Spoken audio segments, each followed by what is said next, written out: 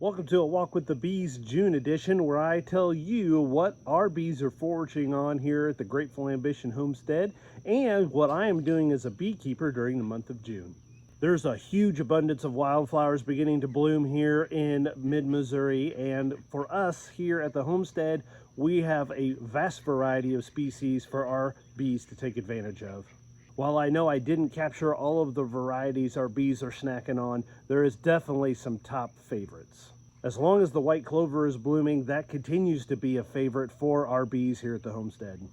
We do have red clover and we also have yellow clover, and the bees will forage on that, but as long as the white clover is still available in the yard, that's the bees' #1 favorite.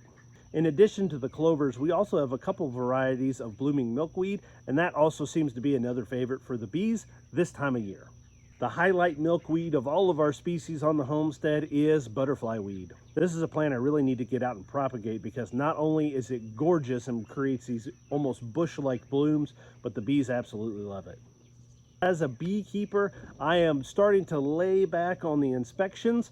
If I need to make some finishing touches on some of my smaller hives that need that extra support as we go into the main honey flow, I'll do that. If I always came into your house every week or so, or every couple weeks, and just moved around all your furniture or frames of wax and honey and brood, then you would spend most of your time trying to rearrange everything back before you went and got groceries. I have found as a beekeeper that the less I mess with my hives between June and July and the beginning of August, the more productive they are in making honey for me.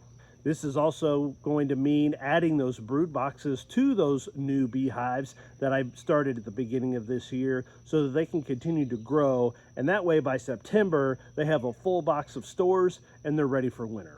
I know it's weird to think about winter right now, but if you don't think about it in June, it's going to sneak up on your bees come September and October. Thanks for taking a walk with me in the June edition of A Walk with the Bees. I look forward to seeing you guys in July. What's going on, everybody? There's Barbara right there, the bee. Oh wait, maybe that's her. Maybe that's Barbara. Well, anyway, one of the Barbaras and I we're just chilling here at the hive, and we want to thank you guys for watching. And we hope you earned your subscription with this video, and we hope to see you in the next one.